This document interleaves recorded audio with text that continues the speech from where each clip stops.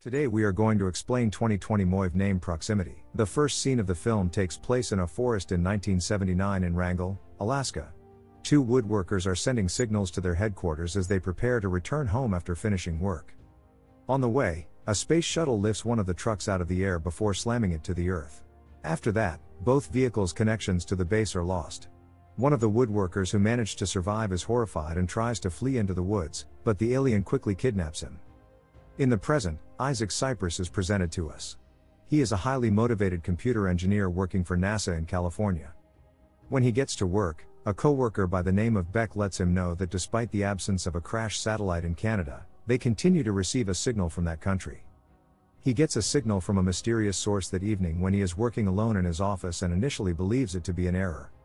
He visits his psychologist the following day when he is advised to keep video blogs as a way to rehabilitate and cleanse his thoughts. He appears to understand the presence of several realms as soon as he begins recording video blogs. The next morning, everyone in the vicinity is immediately alerted by a blazing rocket entering the Earth's atmosphere. Isaac also sees the incident happen while out trekking in the mountains with his camera, and he chooses to record it. He hastily flees into the woods to conceal himself before recording the spacecraft. The flying spaceship vanishes in an instant, and an extraterrestrial creature emerges behind him out of thin air. To his astonishment, the alien does not attack him when he turns his back on it while the camera is still rolling. Instead, the extraterrestrial simply walks away. Nevertheless, he panics and flees for his life. The news about the meteor floods the media the following day. The meteorite fragments are intended to be collected by Isaac and his team, but he is unlikely to be found. 3 days later, when Isaac awakens, he is on a cliff next to the water. He looks at the camera, bewildered, and discovers that the aliens have taken him. On his right arm, he starts to experience pain. Isaac finds his way back home and learns he has an unusual gift. He stares directly into something, and it vanishes. And if he keeps his attention on the item, it will reappear. He is identified as having dehydration at the hospital, where it is advised that he rest.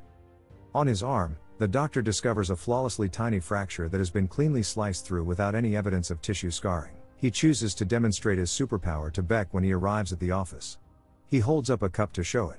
Strangely, Beck's vision is unaffected by it because he continues to see the cup. Perplexed, Isaac chooses to demonstrate to her the extraterrestrial video he shot while trekking since. He uploads the video on the internet, where it sparks outrage and goes viral. The following day, early in the morning, he gets a call from KFLA, a TV station that is interested in interviewing him. But it falls short of his expectations because the host simply expresses doubts and casts doubt on his reliability, making him feel humiliated and enraged. Later, his interview with KFLA is widely covered by the media, but most people believe Isaac is just an attention seeker and that the video is phony. Even a random man appears on television and claims to have assisted Isaac in fabricating the footage. In other words, nobody accepts his account. He is set to connect with another person who has experienced alien encounters. He eventually comes across a female who was previously kidnapped by aliens. They choose to have dinner in a nearby restaurant. The following day, while he waits for her, he begins to notice that things around him are gradually floating in the air. When Sarah appears, Isaac begins to question her about the alien contact and the cut on her arm, but she appears perplexed. He displays to her the camera footage and various other pieces of proof that aliens are genuine. She also informs him at this point about the Alaskan alien abduction that took place in 1979 involving a man by the name of Carl. The odd thing is that he vanished right after telling the tale. A few days later, Isaac is compelled to take a lie detector test in which he must respond to numerous questions to demonstrate the alien abduction's occurrence. He succeeds in the test and is then immediately pursued by men in black covert outfits. He eventually succeeds in getting away, but after being shot at, he is caught. When he awakens, he discovers that androids are carrying him to a chamber and tying him to a chair. Sarah is captured as well and imprisoned in a different chamber. Agent William Graves, the villain, is here given a brief introduction. He thinks Isaac may possess some important knowledge that will benefit humanity. He then begins several tests, which demand that Isaac pay attention to the thing in the other room in front of him. Isaac is continually subjected to tests and questions about Carl, who he is unaware of, no matter how terrified he is. Graves appears to lose patience after finding that Isaac has no touch with Carl and begins bringing up British Columbia as the possible location of the mysterious man. A short while later, Isaac succeeds in rising from the chair and leaves the building by fighting the two androids. He rushes to Sarah's chamber and saves her using his skills. The androids chase after them as they depart the scene. He utilizes his talent once more on the way to open the emergency entrance and get away.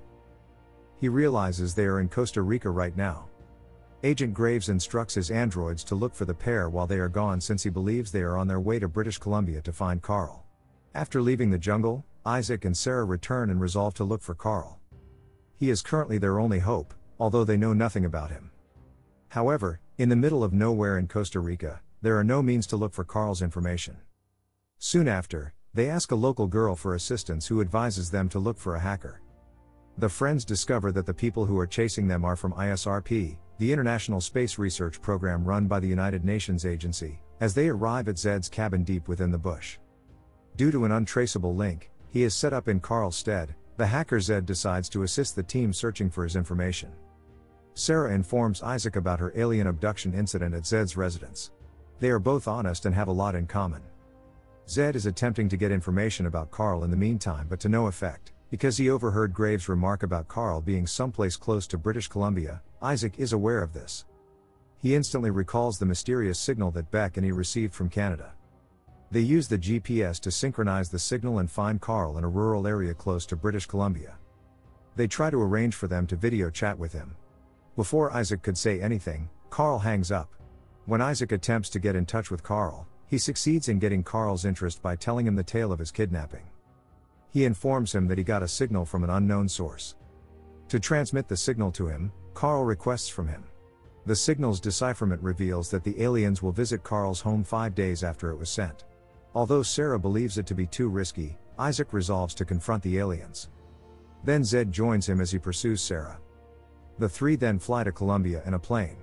They then board a train that takes them to Carl's house. The androids, however, ride along with them on the train. Even if they wear masks to fool the androids, they can still be identified. However, the three can drive them away and arrive at their destination. Carl aims at them at first because he believes they are his enemies, but later he recognizes Isaac and allows them to enter his cabin. Graves also becomes aware that the trackers he had installed on Isaac and Sarah are disappearing. They discover Carl's inventions, which he has been using to understand the aliens' communications, in the cabin.